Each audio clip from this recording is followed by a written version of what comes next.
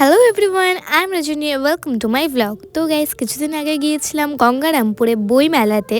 আর দেখো গঙ্গারামপুরে কত সুন্দর করে এই রাস্তাটা সাজিয়েছে, কারণ কিছুদিন পরেই ছিল পৌর উৎসব, যেটা এখন অলরেডি স্টার্ট হয়ে গেছে।